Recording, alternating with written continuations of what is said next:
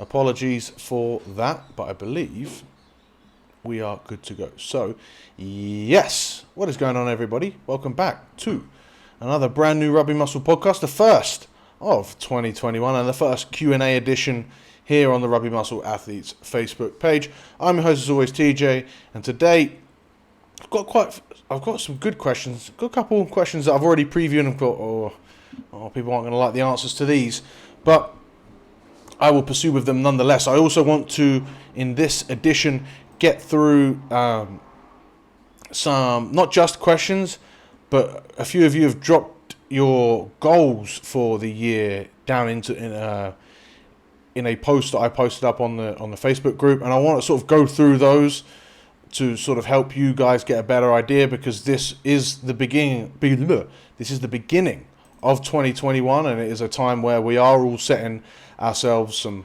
lofty goals and really, trying to start with a blank slate, which I'll sort of get into in a second, but we're trying to start off with a blank slate, and it's a good time to really see what we can do and sort of reinvent ourselves and figure out exactly what we want to achieve from the year.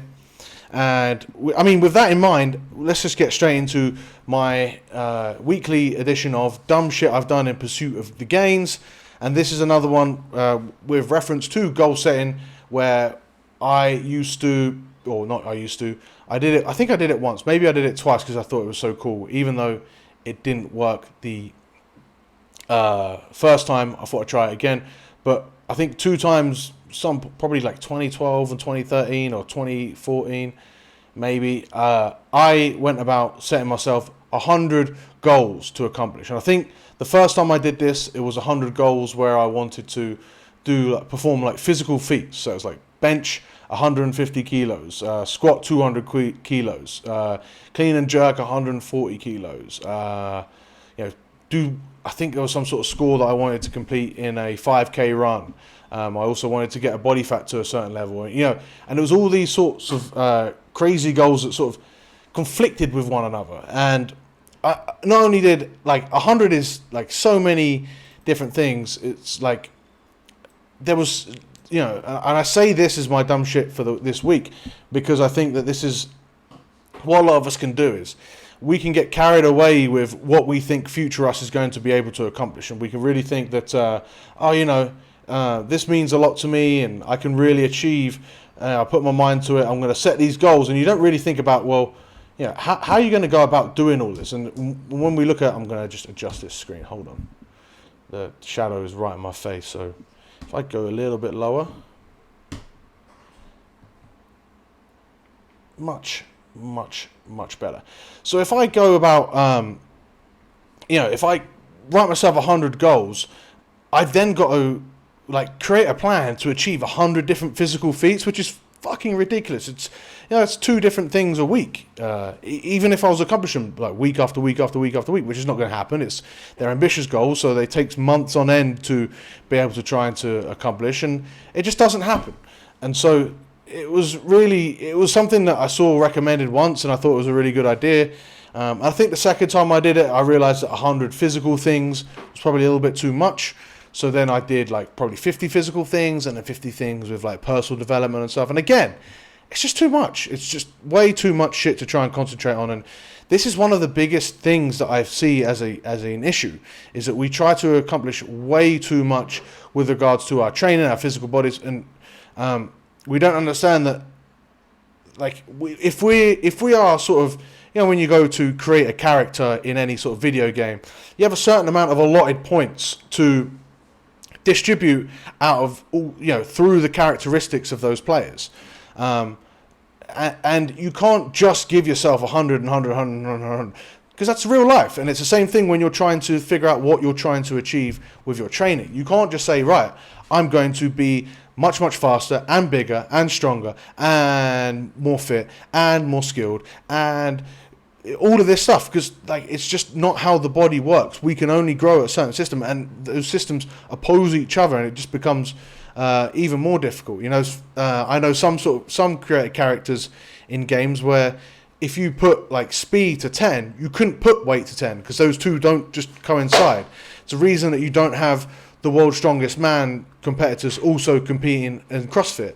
And even the CrossFit ones that should be good at everything don't compete in other sports too much. There are certain various, if you're going to nitpick, there are certain exceptions. But for the most part, this is the message I want to sort of spread for 2021. Is stop focusing on so many different things that you want to accomplish.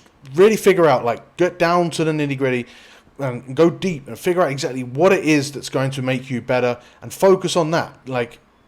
We're in a world where we are constantly distracted with noise from social media telling us, that we're injured, that we're slow, that we're doing everything wrong, that we must do this and we must do this and we must do this. And it's all noise. It's upon you to figure out what you want to achieve in 2021. And it's upon you to go ahead and plan that and figure out how to do that. It's not just, right, I want to do all of these things and then they're going to come. It's just not how it works. Unfortunately, and that's another dumb shit I did in the pursuit of gains. Okay, so now to get into this podcast itself, or the Q&As, I will go through the questions that you've been asked first and questions that have been asked by people trying to get into the group. There's some really good ones that I want to make sure I get into, and I do want to make sure I've got 10 minutes at the end. So we'll go for probably a good 15 minutes here. So I've got 35 minutes to answer questions. Before I do that, I want to explain that the glasses are, because if you can see, this eye is pretty messed up. Got some sort of pink eye conjunctivitis situation going on. I almost thought about cancelling this podcast, but I went to the gym, so I should do this podcast. I should be fine. And for those that don't know, I am. If we're talking about those characters where you're allotted certain points for certain characteristics, my vision and my characteristics is a 1 out of 10, or maybe even out of 100. My eyes are absolutely terrible.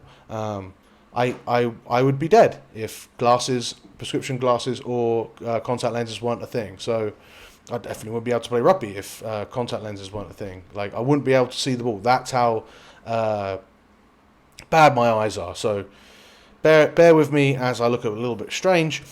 Or if you're listening to podcasts, just don't go to the YouTube version. Just proceed. Okay, cool. See how fluffy my hair gets over this episode as we got nice and wet tips going on here today. All right. Without further ado, that is enough rambling. First question we've got from, this isn't really a question, but Nick Hanson says, I'm a college rugby player just looking for better workout regimes, training, drills, and etc. So I think this is going to be a bit of a theme for this Q&A edition, is answering sort of questions in a different way. I'm not going to tell you here are some more things that you need to do and here are some extra training drills. I think you should focus on, again, the number one thing I think most people need to do, and nobody fucking does, is a needs analysis. So you look at yourself as a rugby player in your position, and it doesn't even have to be a position, but you're the player that you compare yourself to the player you want to be. Okay, maybe you already have really good kicking skills and you're a good fly half, or maybe you're a lock and you're already really good in the line out, or you already carry really well, but there are different areas that you need to improve. Figure out what it is you want to achieve as a player as a whole, with your physical body, and then figure out where your weaknesses are, the biggest glaring weaknesses that you need to work on. If you are a 70 kilogram lock, there's a good chance that your biggest weakness there is mass. So you need to work on getting bigger. Likewise, if you're someone that gasses after 20 minutes no matter what, even if you're really explosive, conditioning, there are going to be certain different areas where everyone lacks compared to their final product that they want to be as a physical human or a rugby player. Identify those things. That's it. Stop looking at everything else, because again, there's so much noise. We always want to continue to look for something better. But if you figured out what you need to improve upon and you're on a path to go about improving those things, that's what you need to focus on. You don't need to focus on other mobility drills or other areas where you didn't even know existed. Focus on, especially most guys that are listening to this podcast, you're going to have glaring weaknesses that you know you need to work on. You're going to have things that you don't need someone to remind you or to make you aware of a thing that you need to work on, right? It's probably conditioning, or it's probably fat loss, or it's probably getting stronger and bigger. It's like, I think for the most part, a lot of players just lacking those things. So focus on those things and execute about that for 3 months, okay? That's all you're going to focus on. You're not going to change your program. You're going to set about a 3-month plan. Once you've done that, you look back and you reflect and you see, all right, am I closer to where I need to be? If not, what needs to change? If I am, great. Where else can I work on? How do I go about doing that? You do another 3-month plan, boom, and you set about a course again. And that way you stop constantly trying to do more research. And I said this, I think, in the Christmas edition, right? One of the things I still struggle with my own training is that I still do a lot of research for like training purposes, right? Because I want to be the best at my job as I can be. The problem is sometimes that can affect my training. I always question myself, do I need to do this better for me? Do I need to do, so I really have a tough time, so much so that I pay for other people to consult with to put down my training, and then I know that because I'm going to consult with that person again, I know that I'm no longer going to make stupid adjustments because I have to explain them. And if I have to explain, I got caught up in the short-term thinking like an idiot again and sort of balls up my plan, I feel like a bit of a knob. So, that sort of really works out for me. But that's the biggest thing, is to keep the goal the goal. We're so short-term minded now that if we haven't achieved something in 2 weeks, we switch and change. And 2 weeks is not enough for fucking anything to manifest, okay? The body is a long-term processing thing. You have to be more consistent. So I would say, Nick, just look at where you need to improve and just focus on that. Don't worry about it. Like, definitely spend some good time working on your skills, and then that's it, really. Training, keep it. It doesn't have to be anything fancy. And I think this is probably my last point I want to make on this question. It's a point that I'm going to sort of bring up a lot this year, I think, is that when you look at professionals training, that if they have muscle and fitness, or if they have men's fitness, or if they have an interview coming in, or if they have the TV cameras coming in, 90% of the time they change it, or they pick their most glamorous day, whether they're going to do an overly aggressive testing phase, or an overly aggressive energy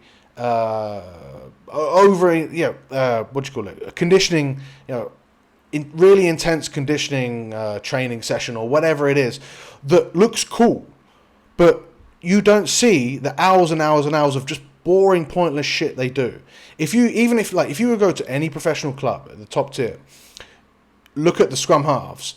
They practice just passing on their knees for 30 minutes, many days in a row.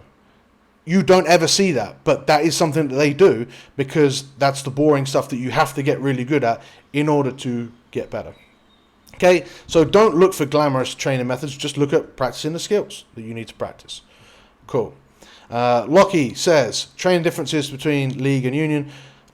I believe I've literally read that sentence. Locky says, training differences. I think I've done it 2 times before already.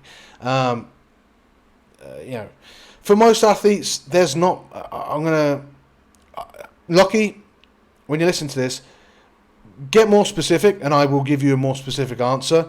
But for most athletes, there's not a massive... particularly most amateur athletes, there's not a huge difference. The huge difference is in the game that you're playing. So, if you're playing rugby union, you're going to, when you're training, do rucking drills and shit. But if you're talking about strength and conditioning, it's all general anyway. So there's not too much of a difference in that. I would say that potentially league requires a little bit more lactic work, because when you're defending, it's fairly intense. So you work hard for a minute or so without rest. And then you get a minute off when you attack, and you could just walk for half of it. But the forwards, it's different. You rotate in and rotate out. There's potential there for slightly different energy system work. But really, I just don't like that question. It's way too generic, and I refuse to go any further with that question. So, that is that. Let's see how the live feed is doing before we go on. Oh, good. We've got some people on. How are we all doing? Any questions that I can answer for you guys that are on live, I will get to those somewhat immediately. So I'll answer one more question and I'll check the live questions and get to those. Rob says, as a 40-year-old guy, I want to learn how to stay strong and mobile as I play veteran rugby. Cool. Great question. I think I'm going to be, at some point this year, also getting further and further detailed in this, because I get this question a lot. And I think it's a great fucking question, because it's just as rewarding for me, if not more rewarding, to show a guy how to continue to play this awesome game of rugby into their 40s, and sometimes, most of the time actually, that when I work with people, play their best rugby into their 40s. I find that massively rewarding. I think it's absolutely possible. Problem is, most people get to their late 30s and they just sack everything off. Then they get hurt. Then they go back to play. Then they do less. Then they go play rugby whilst already sort of hurt, and they hurt themselves more because they're all sorts of fucked up already, and then they only play once a year, and then they hurt themselves even more because they're more liable to get injured. Then they even more hurt, so they'd even do even less. It's just a bad sort of cycle to get into. So let's prevent that by consistently by asking this question and by going to the gym 3 times a week minimum. You're going to already be ahead of the curve of most 40-year-old rugby players. Most 40-year-old rugby players, the rugby that they do is the only physical exercise that they do. They do that as their training program. They're like, I'll play rugby once a week, Not the best in terms of like trying to stay injury free. So you're already ahead of the game on that part. But I would say when you go to train, particularly with the weights and if you're getting into the gym, I'd really, and even with the conditioning, as a general rule of thumb, I would take everything easy. Okay, keep everything the best quality you can. If you're running, run to the best quality you can. Don't run overly fatigued. Don't if you're keeping it aerobic, try and be really light on your feet. Make sure that your heart rate stays at around 120. You probably don't even have to get to the 130 to 140 range. Usually I recommend 120 to 135, 40-ish for most people, which is like a 6 to a 7 out of 10. For the veterans, I'd just stay at a 6 out of 10 and just really work that low-end heart rate. Keep as light on your feet as you can. Ideally, probably don't run. Probably use the elliptical, stay off your feet a little bit, and then weight train. Full range of motion. Stay away from failure. I don't necessarily say you have to lift heavy or light, depending on where you are in your programming and what you're trying to improve, whether that's strength or trying to keep a hold of muscle. I do think you probably want to incorporate some sort of heavy lifting, but heavy can be relative. It could be a heavy set of 10. I'd keep every movement should be perfect, right? So you're not doing sloppy sets of 5, or you're not doing the last 3 reps, that are sort of, that guy that goes to the gym and he's got 2 elbow pads, he's got 2 knee pads, even though he's not doing any legs at all. And, you're just thinking this guy, is not a walking advertisement for staying injury free whilst doing weights. And then you just see him load up the fucking barbell to do some bicep curls with a really shit range of motion, uses really heavy, and he fucking throws that thing up. And you're like, no wonder this fucking guy's wearing elbow pads. Of course he's got elbow issues. This is ridiculous. Be the opposite of that guy, right? Don't worry too much about the weight. Worry about really thinking about contracting each muscle and moving as perfectly as you can through every single exercise that you do. And therefore, for the most part, as a rule of thumb, keep 1 to 2 reps in reserve. So as soon as you feel like your form might start breaking down, you should stop, And this is fairly conservative. But if all you want to do is hold on to as much muscle mass, ideally get a little bit stronger, but it's not the biggest concern. The biggest concern is staying injury free to be able to play rugby to your best ability. That is exactly how I would do it. Continue to manage fatigue, and rather than kind of like adding 2.5 kilograms or 5 kilograms to the bar every single week, or even adding like 1.25 kilograms or whatever to the bar every single week, potentially look at just trying to do an extra rep, and that's not an extra rep total. I mean, it's not an extra rep every single set. It might even be just an extra rep total, right? So rather than doing 10, 9, 7 for 3 sets of whatever, you do 10, 9, 8. That's an improvement, and that's all the improvement you need to be.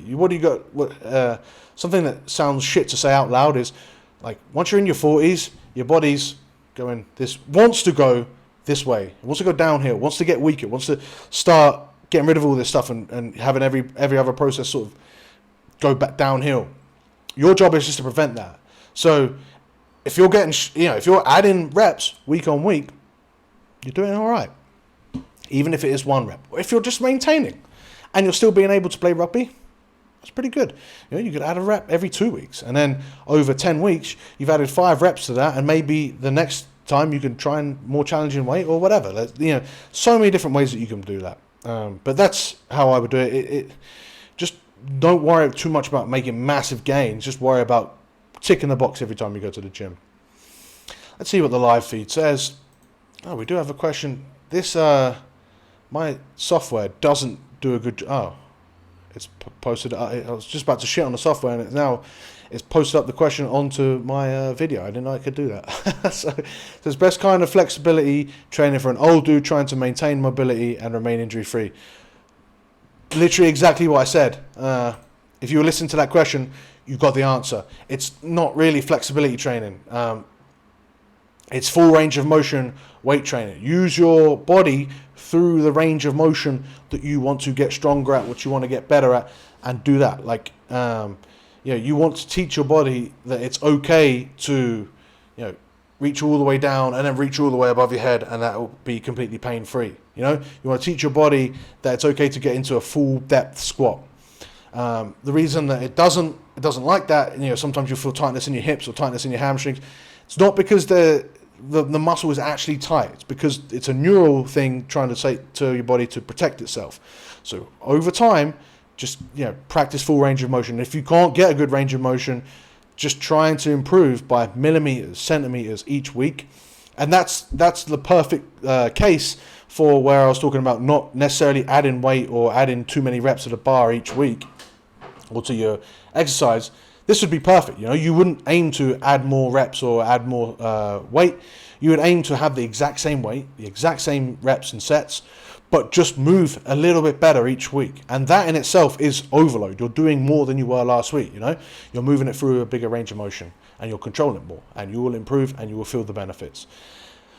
There is some potential for some stretching after you finish, but I would just say that for the most part, that stretching is more about just relaxing those muscles, and there's literally no evidence to suggest, and it sounds ridiculous to say this out loud, but it's actually true. In the science, there is literally no evidence to suggest that flexibility training past outside of injuries that you already have that you've got to rehab, flexibility training will improve your chances of not getting injured. Just because you can now stretch the shoulder to become here doesn't mean that if someone yanks your shoulder, it's not going to just tear. It's not. Just being flexible in a passive range of motion isn't anything to really, really, really help you stay injury free.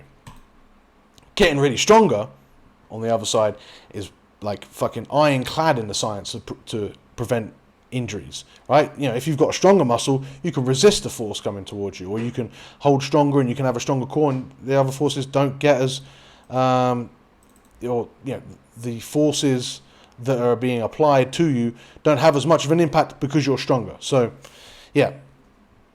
One more point on this, as a 40-year-old guy, I do have a whole podcast, and I need to make sure I get it up on the YouTube. But I have a podcast about my best tips for being able to continue to train and play at your best in your 40s. So go look that up, because that really does sort of lay it out as good as possible.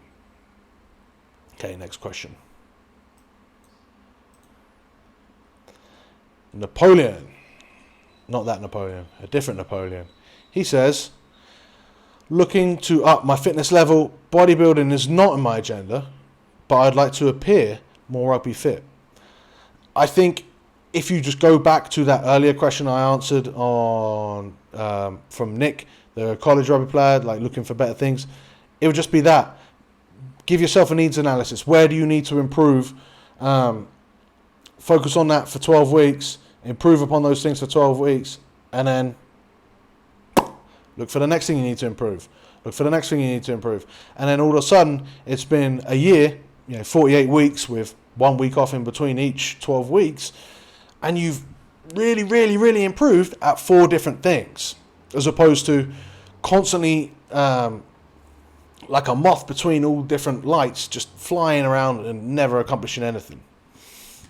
You want to be that moth that goes to... What do moths try and do? They try and extinguish the flame. Boom, clean, put out one flame, put out another flame, put out another flame. Or whatever better analogy there is to sort of define that. Next question we have from... Oh, I haven't seen this one. Jelle Otter says, with a high metabolism, I'm always struggling with keeping to build up mass. So looking for an ideal combo of high interval cardio and maintaining building muscle mass. Sorry, I laughed. I'll get back to that. Since I'm not the most tall flanker, weight is the key. Since you're not the most tall flanker, work rate is the key. Cardio is the key. I'd say aerobic conditioning is going to be your biggest thing that you need to improve upon. As a back row, the better your aerobic system, the better you can get around the park. That is massively going to help you as a player. I would say do not worry too much about arbitrary, like listen to one of my previous podcasts, I think it was last week's one. So like if you listen to I think it was last week's, I had a big rant on why you shouldn't just have random, like, I need to be this weight goals. You definitely try and be stronger, but if you're a smaller back row, your biggest thing is that you need to be really fit, because you need to get everywhere, to be over the ball, to be a pain at ruck time, to carry as much as you can, to get that work rate. That work rate is what's going to get you, to be a better player, more effective player on the field than your bigger equivalents that are either on your team that you're contesting or they're on the other team that you're trying to beat. You want to be everywhere. So you want to really make sure that you are doing a lot of aerobic work. On top of that, you want to make sure that you're powerful. You want to make sure that you've got a strong core. Now, in terms of weight being key, this is the simplest answer ever. You just got to eat enough. Like, yes, that might seem fairly simplistic, but that is the fucking answer. There isn't any other thing than eating enough. Yes, there's lots of things that go into eating enough, like eating most like easily digestible carbs, and eating when you don't really want to eat is a thing as well. Being on point with your tracking of your weight is another thing that you need to make sure that you're doing. So all these things go into it, but it's making sure that you eat enough. And if you're really not sure about this sort of mechanism of hypertrophy, how you can incorporate that into your training if you need to get bigger, like how you can incorporate that around your aerobic training and your other things, I would go and look at my Hypertrophy 101, Hypertrophy 102 episodes. Hypertrophy 103, I think, will be out next week. So look out for that. But essentially, firstly, don't worry about high interval cardio. Worry about just having the best aerobic system that you can. Then make your training nice and intense, and then give yourself enough volume that you can build muscle mass. And make sure that you're eating enough so that you can maintain that. It's as simple as that. We can get into other there are so many different ways that you can sort of go about doing that. And I think I did that on the Hypertrophy 102 or Hypertrophy 103. I don't remember which one. But I definitely went through a week and sort of laid out how you would go about planning your week. So go look into that to answer that question. But that's pretty much it. Let's check on the live feed for 1 second. Currently doing a leg day workout. Pros and cons of barbell squat being front or back. I don't like to say pros or cons. It's more like differences, right? Pros and cons means good or bad. It's not. Depends what you're trying to achieve, whether these things are good or bad. But essentially, a front squat will develop a little bit more of a stronger core, because you're trying to stop yourself from just falling over. So your core has to keep it a lot to help keep your body upright. So I do like it for certain strength phases, certain power phases where you want to sort of transition from having strong legs to having strong rucking and tackling power, because it does transfer quite well. The other thing I would look at is when looking at front squats versus back squats is how your body is positioned. And what you'll notice is that your knees will go a lot further forward and your hips will go a lot less far. They'll stay a lot closer in. They won't go back. Your hips will stay a lot closer in, and therefore you put a lot more emphasis on the quads. Front squats will be a lot more intensive on the quads. You won't be able to use as heavier weight, but they'll tax the quads a little bit more. Whereas a back squat can be more adaptable. You can definitely make a back squat really target the quads, but you can also, sort of half good morning a back squat and make it really target the glutes and not too much the hamstrings, but really the glutes and the lower back. Overall, there are so many differences. It depends on how low you go. And then the other thing I sort of have come to realize the more I do this is that front squats are actually a really shitty exercise for hypertrophy. So if you're doing anything more than 8 reps with a front squat, if you're doing anything more than 6 reps with a front squat, power to you. That is fucking tough, because it's not just because like I mentioned before, it's that taxing on the core and trying to just hold your body upright is such a bitch when you're getting fatigued. And that's why it doesn't work quite well, because you end up fatiguing and you stop because you're so gassed, you're so taxed, trying to breathe, just trying to hold and keep your core strong, that you have to rack the weight. Your quads, they've still got 5 or 6 reps left in them. And so it really does depend on what you're trying to achieve. And then there are some people that just don't squat very well in general. But that's it. You could do both of those variations, single leg or rear foot elevated split squats as well, with the bar on the back or bar on the front. And I do like the front for transferring quite well to rugby, but it does come definitely with its not cons, but comes with its drawbacks. All right, let's move into the next question, which isn't from the live. We'll go back to the pre-prepared questions. Kyle says, tips on training mid-season when you are fatigued and sore.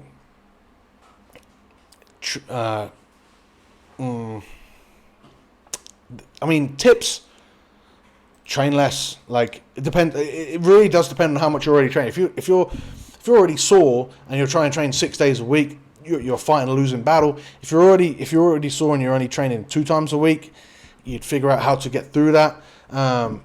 If you train more often, ideally put your intense days on the days that you train rugby, and make sure that you have specific high and low days. And the days that you train rugby, just because of the contact that you might have, the fact that your coach might decide to make you, run the gauntlet because you lost it on the weekend. There's a lot of unpredictable things. I'd always try and put my rugby on my high day, and ideally do my high intensity work before your rugby training. It's not going to really negatively affect your rugby training, but it will allow you to then recover the next day a little bit better. Whereas if you do high intensity training and then you do rugby training and he puts you through the grinder, or you do rugby training and the next day you do really high intensity training, either way you've had 2 days where you've just put the body through the mill, and it makes it a lot more difficult to recover from that. Not only recover from that, but actually get the benefits of that as well, because you're too busy trying to recover from that first day, and then you throw more fatigue on top of that, and you're never going to get the benefit. So I'd really try and be as proactive as I can. I would also look at starting off every block with minimal sets. If you have different exercises, look at just starting out with 1 to 2 sets, and then adding in sets as you notice that you're not really getting too sore. A lot of my guys and a lot of programming I do, sometimes I will start out with just 1 set of 15 or 20 at the beginning of a block, because those are easy gains. Take them. People are so afraid to take the easy gains because they just want to train harder and harder and harder. I get it, because I do that too. I'm I feel like a bit of a pussy, leaving 3 reps in the tank or only training 1.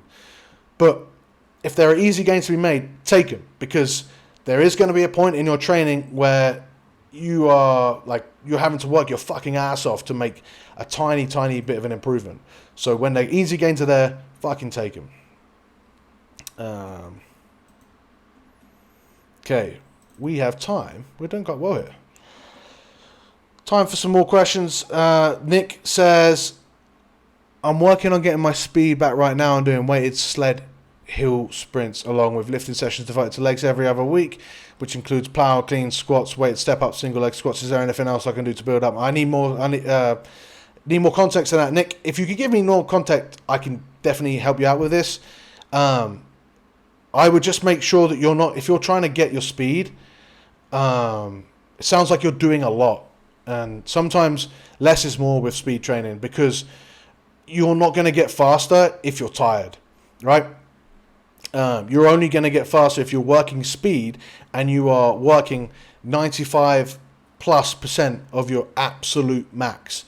So, that for like the most simplistic speed session that you can do that is always going to be effective is sprint 20 to 25 meters or 15 to 25 meters, rest 2 to 3 minutes, repeat that 6 times, go home. Like, no one and this goes back to the unsexy thing I talked about earlier. That doesn't sound sexy at all, but that is the long and short of what speed training should be. It's practice speed at the most intensity that you can, allow yourself to stay fresh, go again. Once you feel that intensity drop, stop, right? Because then you're not training speed anymore. If you're going below 95% of your top end speed, you're not working speed anymore. You're teaching yourself slower mechanics, and you're going to teach yourself to run slower. You don't want to do that. So you want to teach yourself that everything has to be nice and fast. Then when you're looking at your cleans and your squats and your single leg squats, it just sounds like a lot. I would focus on, particularly when you're looking at single leg squats and maybe either the squats or the weighted step ups, like that looks like it's more aimed to build up strength and like maybe a bit of hypertrophy there on your lower body, which you can do, but it depends. Like if this is a phase where you really want to prioritize getting faster, I would drop most of that, and you would just do half of those for, I don't know how many sets you're doing, but you would do 2 speed sessions, and you could follow up like one of those speed sessions with a little bit of weights, like in the 3 to 5 rep range, and then you could maybe do one extra session again in the 3 to 5 rep range of lower body. But I'd keep the volume low, because your priority is not trying to do more weights or trying to get better at doing weights. Your priority is to be fresh when you're doing the sprints, because you want to get faster. So it kind of goes back to that 3-month idea. If you want to get faster, just focus on getting faster. Maybe leave your weights to just upper body, and maybe just doing things in the 3 to 5 rep range. Or you could follow up potentially, so you could do like a speed session the next day, maybe like something in like the 5 to 8 rep range, but not too much volume, like low volume. Then take the next day off. If you're feeling good, then go do your sprints. If you're not, take another day off or do upper body and go back to your sprints. But I would try and sprint 2 to 3 times a week fresh, which means you're not doing too much, your lower body isn't fatigued to do that. We are approaching up on 40 minutes, so I will try and get to the live questions before I want to get to the live questions before going into the New Year's resolution ones. So Jack says, I'm putting on a lot more muscle on one leg than the other. How to fix this? Ooh, so I like this question, because there are quite a few ways to sort of think about it, right? Firstly, if you're putting on a lot of muscle on one leg and not on the other, like, what are you doing on that good leg that you're not doing? Is it because if you're doing, like, for example, split squats, are you doing the leg that's getting bigger first, therefore you're doing it when you're fresher? I always say, always start with your non-dominant side. So if you're right-handed, right-footed, always start any single leg or single arm movements with your left side, right? Get as many reps as you can, or whatever you need to, then just match that with your right, and that's going to address some sort of imbalances. But really what you're doing is you're holding your good side back from improving as much as it can, right? It's like, this might not be the best analogy, but it's like when you watch the Paralympics, and you have the sprinters that are partially sighted, right? They have their their guides that are running with them, right? But those guides are fucking fast. But you cannot have, but they're being held back because the guides cannot sprint faster than the blind people, because then they're sort of pulling them along. So they have to hold back just a little bit. And that's kind of what you need to do with your stronger side, is you still train it, but you don't train it with the all-out intensity to try and win with that side. You're trying to win with the blind side, the weaker side, because that's you put everything in with your left leg, and then you're just going to match that with you're going to match it with relative ease, right? Well, not relative ease, but you probably feel like, I could have got 1 or 2 more reps there. That's fine. Or if you go and you're doing lunges or split squats and you go straight into your dominant side, maybe the fact that you're somewhat aerobically gassed does, or not necessarily aerobically gassed, but cardio-wise gassed, you actually end up matching the reps quite evenly, because you're tired and you can't work on your dominant side. The other thing is just to do, there is an argument to do more single leg work, but there's also an argument to do more bilateral work to teach the body to use both legs efficiently together. No one's looking at you on a rugby pitch and going, or wherever you are, going, oh, look at that guy's got one leg that's smaller than the other. Let's target. There's nothing that you can do. It's just a thing. A lot of people will have one leg, most people will have one leg that's slightly longer than the other. Does that mean anything? Not really. We're not supposed to be perfectly symmetrical, otherwise we would jump everywhere. We walk step by step, one leg at a time. We play rugby, passing the ball to one side or to the other. We use one hand or the other hand, and we kick with one leg. We're not supposed to be perfectly symmetrical. So I wouldn't worry about it too much unless it's becoming an issue where you feel like it might injure yourself or hold you back. Because otherwise, sometimes if you're caught up so much with trying to bring up your stronger leg, your weaker leg, you really do hold your stronger leg back. Like maybe that guy that's helping, the blind guy in the Paralympics, he could actually go and win a fucking gold medal in the Olympics himself. You wouldn't want to hold him back just to make sure that your weaker leg ends up getting stronger. You want to just get as strong as you can and then play at your best. I wouldn't overly worry about it, is the point I'm trying to get to. Have I missed my kettlebell question? No, that's going to come up right now. That'll be the last question I answer. So let me just... oh no, cool. This just means that you have another question about being a better scrummaging second row.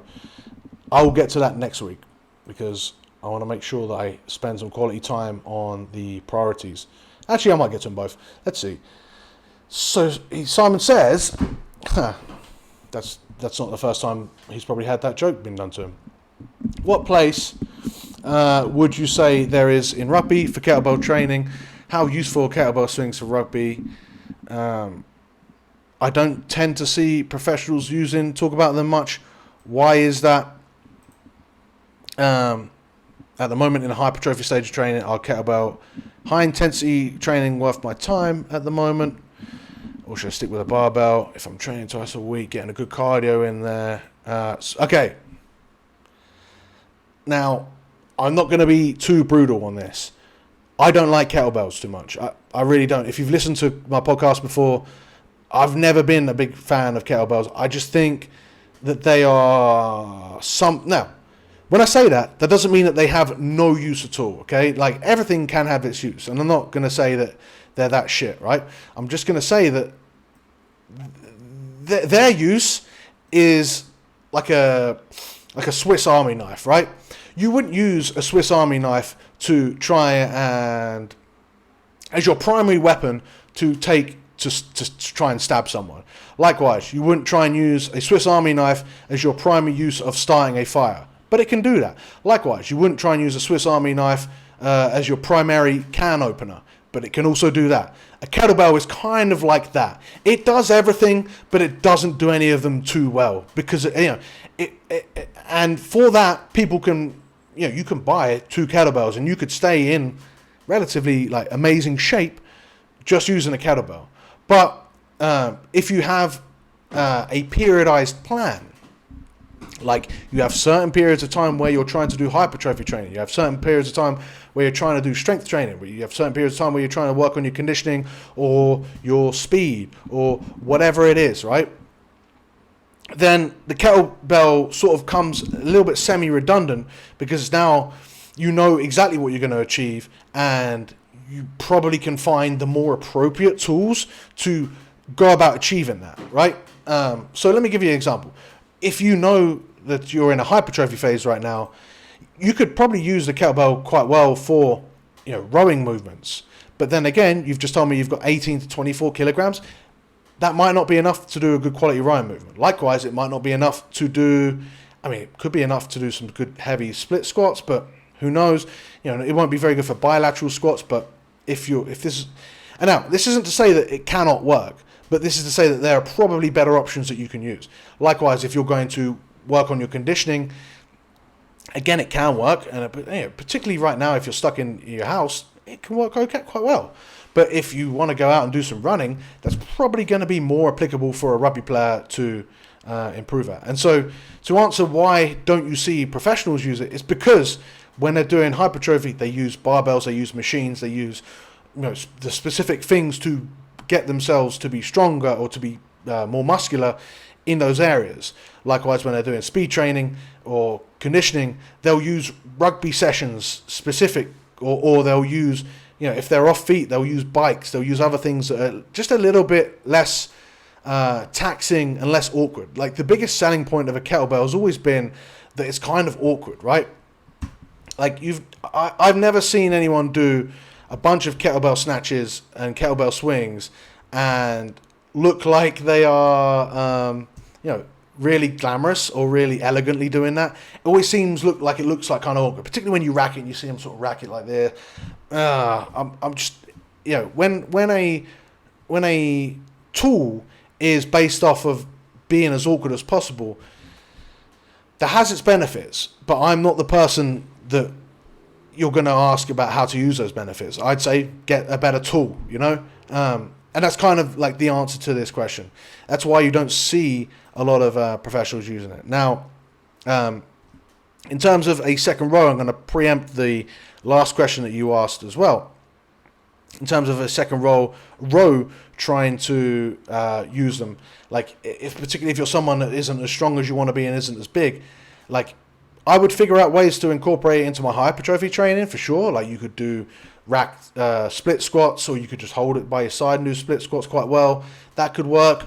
Some rows. I've actually got some clients in Rugby Muscle Elite that have got nothing but kettlebells, and we're using it for rows and we're using it for some movements. It is a weight, but if someone asks me, and they have asked me, what would I use or what would I order to get the most effective home training that I can, I would 100% order a adjustable dumbbell, because then you've got a different resistance for different movements. Sometimes if you're stuck with one weight, it's not heavy enough to do too much or add too much to your lower body training, but it's too heavy to do some simple curls with, or some overhead presses with, or whatever it is. So yeah, I think that sort of answers that question. Now, in terms of you being in a hypertrophy stage of training, I would use if hypertrophy is your main goal, I wouldn't worry about kettlebell high intensity workouts. I would worry about just staying aerobically more conditioned. So on your days off, or on your lower days, or even on the days that you train, I would just worry about doing aerobic workouts that don't overly tax your system, so that you can devote your fatigue.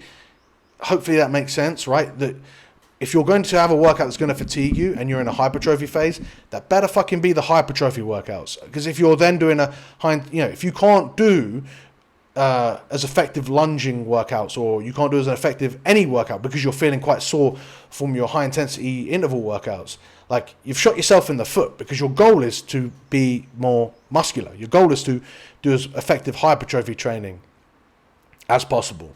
And if your other stuff that's not the main goal is getting in the way of that, you're holding yourself back. Okay. Now, let's look at the priorities that people said and sort of help out here, because I think we've got quite a few like goals here of what we want to achieve in the new year. And I know this was just a comment thread, but I wanted to hammer home one last point for this. William says, getting back from basically being commissioned to playing again after 3 years out. Kean says, weight gain. Sean says, 2 functioning knees. Corey says, take better care of my body. Ryan says, get back to 14 stone and a lean body. Locky says, consistency. I've set a realistic gym schedule. Tom says, put as much effort into my diet as I do my training. Save some funds for a training program. Keep on building on last year's consistency to get bigger and stronger this year. Now, I'd probably say one of the best goals of these is Ryan, who says get back to 14 stone, because he's the only one that's given him a definitive thing of this is me. Once he gets to 14 stone, he knows when he's met his goal. He's got a specific endpoint for his goal. A lot of the other people don't have endpoints. Okay. Next point I would say on these goals is, I don't know, again, these are just Facebook comments, but it's really important that you understand this. It's no use just setting a goal. It's about giving yourself a measurable goal so that you know when you've achieved it, so that you can't just bullshit yourself into thinking that you're getting closer and closer. You want to have waypoints. You want to have a specific end goal, and then a sort of a road to it, and you want to make sure that you hit those waypoints on your way to your goal. You want to keep as much of that measured as you can. You want to keep it as specific as you can. You want to make sure that you incorporate small little improvements over time. So rather than just address each one by one, I would just shit on all of them and say, like, boys, you've really got to figure out like what it is specifically that you need to improve and how are you going to do that. I mean, I could bang on about how the why is also really important, but if you go and watch the video on the Rugby Muscle Athletes Facebook page, and if you're listening to this, you've got 1 week left to go ahead and watch the video on the Rugby Muscle Athletes Facebook group about goal setting for 2021. That sheet will be taken down for you guys and left for only Team Rugby Muscle and Rugby Muscle Academy members only. So you've only got a week to go and check that out, where we will dig deep into exactly what you want to achieve, keeping it as simple as we can, and then setting out waypoints and how you're going to go about achieving those things. But I really wanted to just make sure that everyone understands that just saying that you're going to do these things, they become a bit pie in the sky unless you've got specific action plans to going about achieving those things. And I definitely think all of you can achieve those things, but let's be more specific. Let's build upon those, and that way we can really achieve it. All right, so with that in mind, if you're watching on the Facebook Live, again, keep giving it a thumbs up. If you have any questions, further questions that I need to answer, I will answer them in the next one. If you are listening on the Apple Podcast, as always, 5-star reviews are massive. And it's a new year, so we need new reviews. We need more reviews to really help keep growing the show. These questions have been great, so keep them coming in. I'll get back to them. I'll get to more of them next week. Also, look out on Tuesday. If you're listening to this on the podcast, it was already in your feed, but we will be doing a periodization 101 for our Rugby Muscle Applied series before going back to muscle gain and fat loss. So look out for those episodes. We are really looking to kick things up an extra notch in 2021. I'm really excited to bring it all to you. Hopefully you guys enjoyed this episode of our Q&A edition. Thumbs up, comments. I'm a bit rusty here, so I don't know how to end it, but I'll see you guys in the